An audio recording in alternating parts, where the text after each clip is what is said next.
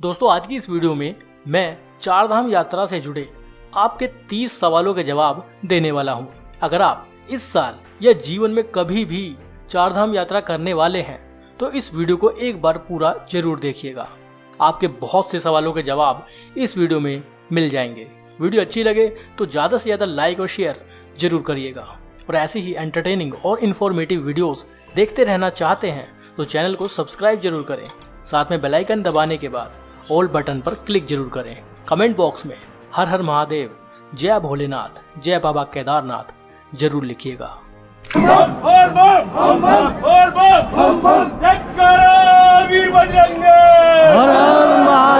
दोस्तों सबसे पहला सवाल है कि चारधाम यात्रा पर कैसे जाएं।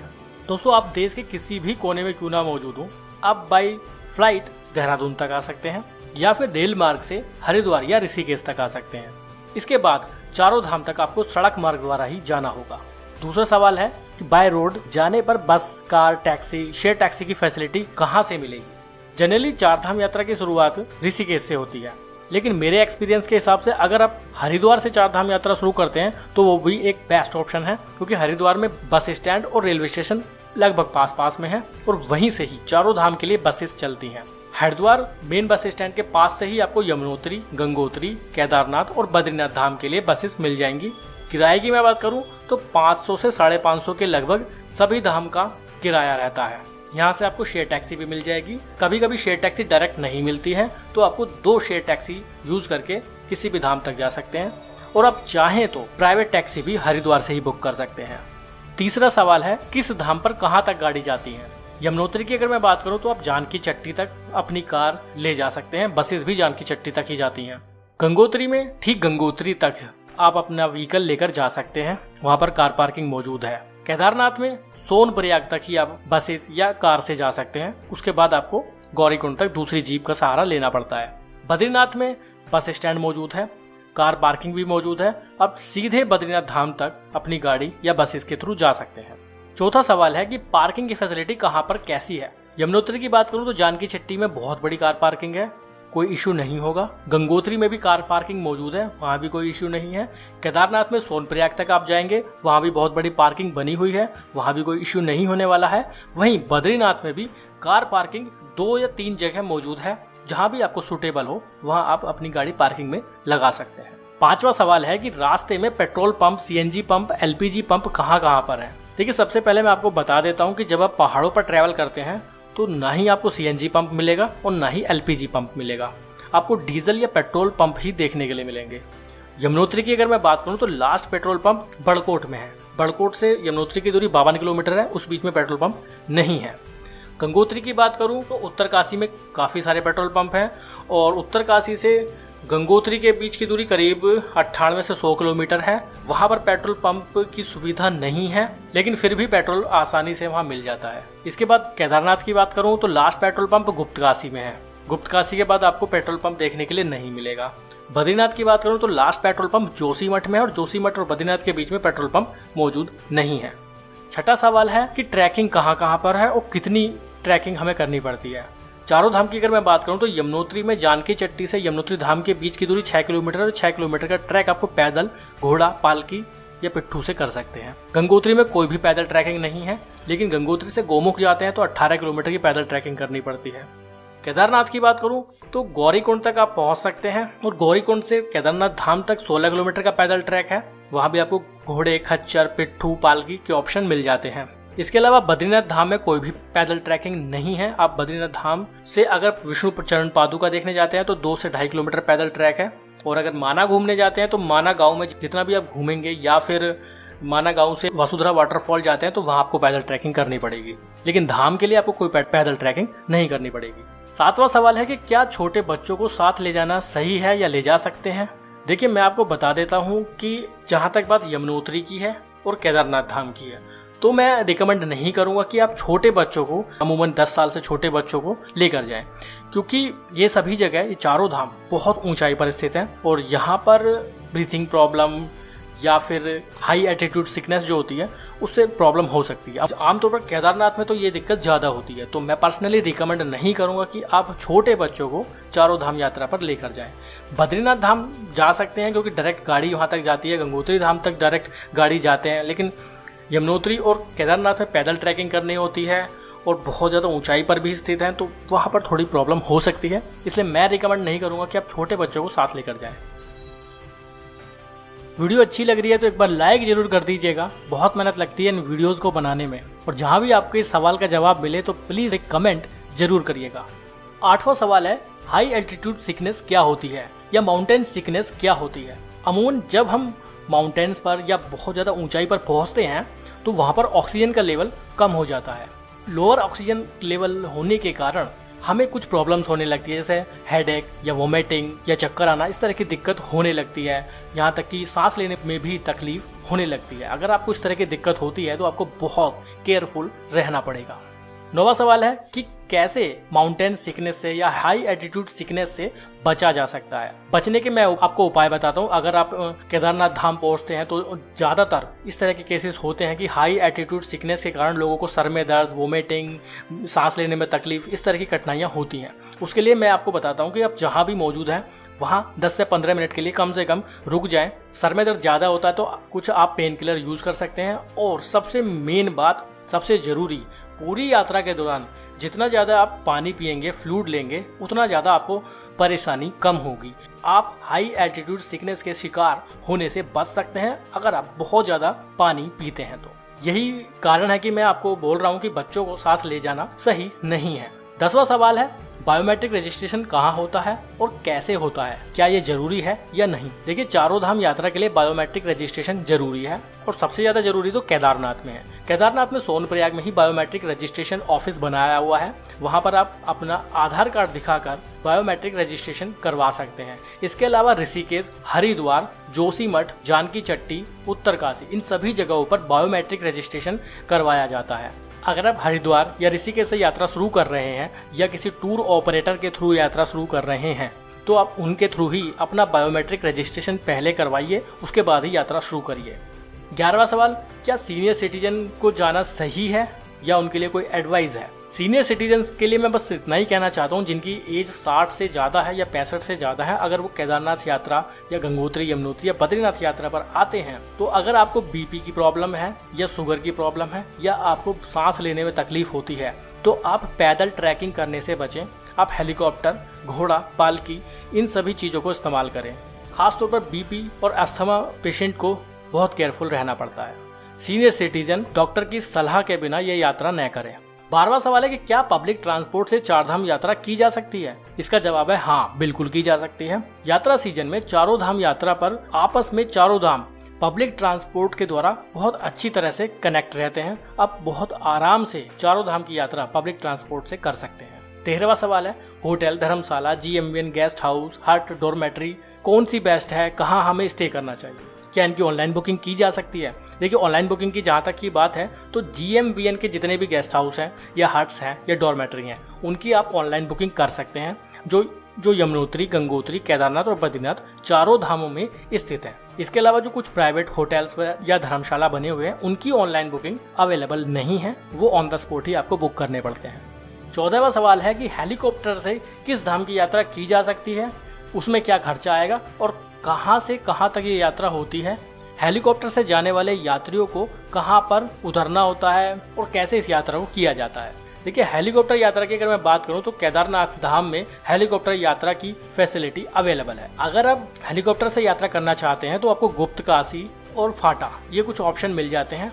ये दोनों ही जगह जब आप केदारनाथ धाम की ओर चलते हैं बाय रोड तो रास्ते में ही पड़ते हैं। मेरे हिसाब से फाटा सबसे बेस्ट जगह है जहाँ से हेलीकॉप्टर द्वारा यात्रा करना सबसे ज़्यादा अच्छा होगा।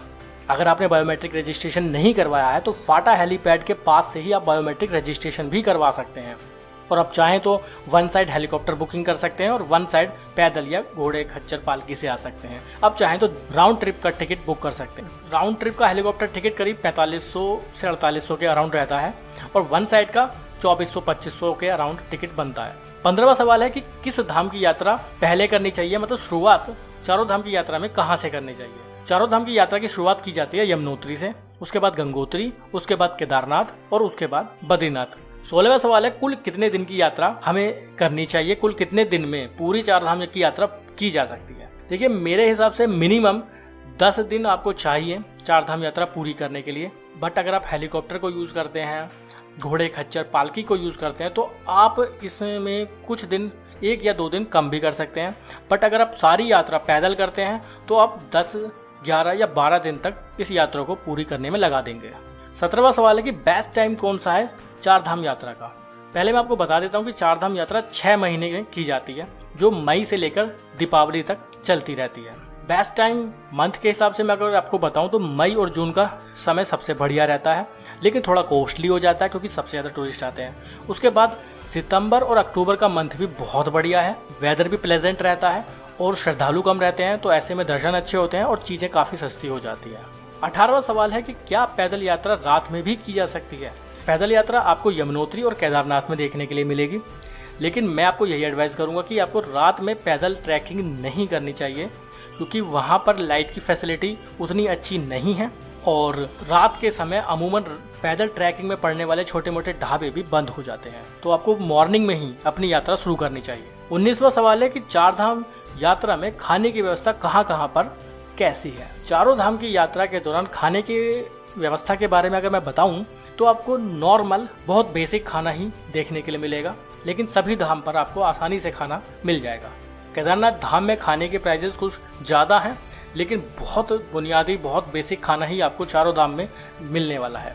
20वां सवाल है कि क्या चार धाम यात्रा बाइक से भी की जा सकती है।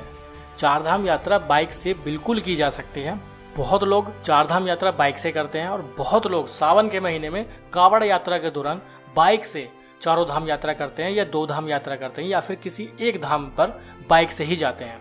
21वां सवाल है कि क्या सोलो ट्रैवलिंग की जा सकती है, मतलब अकेले चारों धाम यात्रा करने जाया जा सकता है। देखिए ये टोटली आप पर डिपेंड करता है कि आप अकेले चार धाम यात्रा करने में इंटरेस्टेड हैं या नहीं, लेकिन मैं पर्सनली रिकमेंड नहीं करूंगा कि आप अकेले यात्रा करें, क्योंकि बहुत सारी बातें होती हैं जो हम एक दूसरे के साथ शेयर कर लेते हैं और अकेले तो आप बोर भी हो जाएंगे। 22वां सवाल है कि कौन सी कार या कौन सी बाइक ले जाना बेस्ट होगा चार धाम यात्रा पर। देखिए चारों धाम यात्रा में जो रोड कंडीशन है उनके बारे में वीडियो में पहले ही बना चुका हूं। अगर आपने वो वीडियो नहीं देखी है तो उन वीडियोस के लिंक आपको डिस्क्रिप्शन बॉक्स में मिल जाएंगे। उन वीडियो को भी आप जरूर देखिएगा कि आपको पता चल जाएगा कि चार धाम यात्रा पर रोड की कंडीशन फिलहाल कैसी है। उस कंडीशन को देखते हुए मेरे हिसाब से बाइक कोई भी हो, कार कोई भी हो, आप किसी भी कार या बाइक को ले जा सकते हैं। आप उन वीडियो को एक बार जरूर देखिएगा। 23वां सवाल है सबसे बेस्ट टूर प्रोवाइडर या टूरिज्म एजेंसी कौन सी है, किसके थ्रू यात्रा करना सबसे ज्यादा सुविधाजनक रहेगा।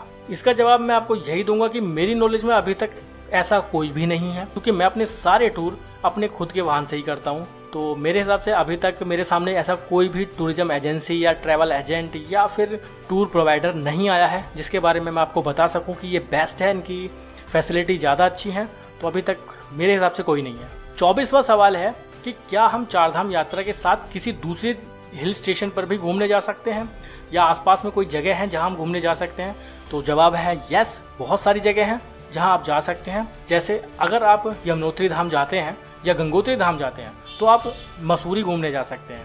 मसूरी को घूमते हुए आप गंगोत्री जाने के लिए उत्तरकाशी होते हुए निकल सकते हैं और यमुनोत्री जाने के लिए आप कैंपटी फॉल, यमुना ब्रिज होते हुए बड़कोट यमुनोत्री धाम पहुंच सकते हैं। इसके अलावा अगर आप बद्रीनाथ जा रहे हैं तो आप ओली घूमने जा सकते हैं।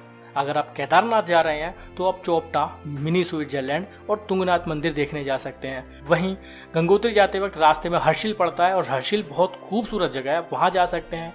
बद्रीनाथ जाते वक्त जोशीमठ में आप घूमने जा सकते हैं, नीति वैली आप देखने जा सकते हैं और बद्रीनाथ यात्रा के दौरान आप पंच प्रयागों में भी दर्शन कर सकते हैं। तो ये बहुत सारी अलग अलग जगह हैं जो आप चारधाम यात्रा के दौरान कवर कर सकते हैं, लेकिन इन सभी जगहों को कवर करने के लिए आपको एक्स्ट्रा डेज लगाने होंगे। 25वां सवाल है कि महाराष्ट्र, गुजरात, बंगाल, उड़ीसा, मध्य प्रदेश, आंध्र प्रदेश या किसी अन्य राज्य से आने वाले श्रद्धालु कैसे आए, क्या सही तरीका है, क्या बेस्ट तरीका है।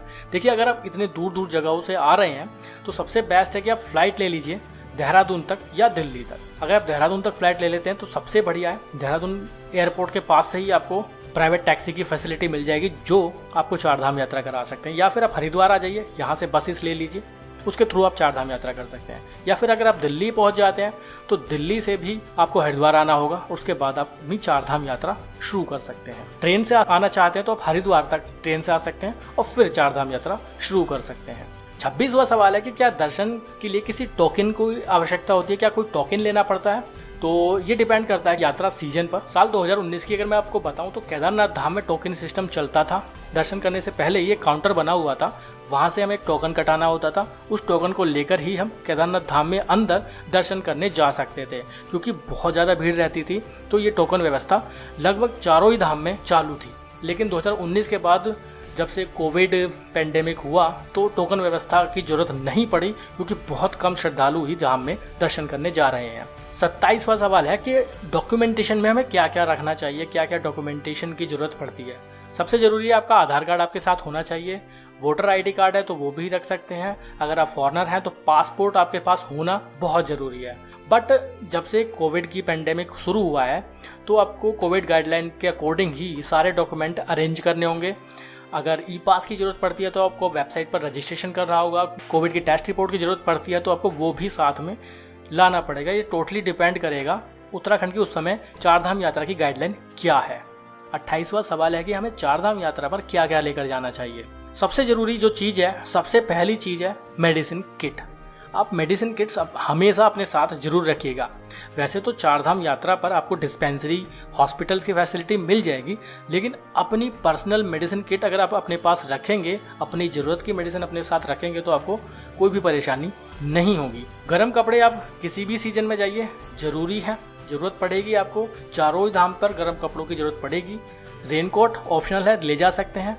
रेनकोट बारिश के सीजन में काफ़ी हेल्प करता है, अगर आपके पास है तो ज़रूर लेकर जाइएगा। वैसे आपको रास्ते में पड़ने वाले कुछ अलग अलग शहरों में ये सभी सामान खरीदने की फैसिलिटी मिल जाएगी। ट्रैकिंग शूज़ ज़रूर लेकर जाइएगा। स्लीपर पहन के आप पैदल ट्रैकिंग ना करें, ज़्यादा अच्छा है। इसके अलावा ज़रूरत के बाकी सामान भी आपको रखने चाहिए। खाने पीने के लिए कुछ स्नैक्स वगैरह भी साथ लेकर जाइए, क्योंकि जगह जगह पर आपको खाने की अच्छी फैसिलिटी नहीं मिलेगी। अगर आप अपना खुद का कुछ खाने पीने के आइटम ले जाते हैं तो ज़्यादा अच्छा रहेगा। 29वां सवाल है कि रेनी सीजन में अगर यात्रा करते हैं, बरसात के मौसम में अगर यात्रा करते हैं तो क्या क्या परेशानी आ सकती है। रेनी सीजन की बात करते हैं तो यात्रा होती है फिर जुलाई और अगस्त के महीने में।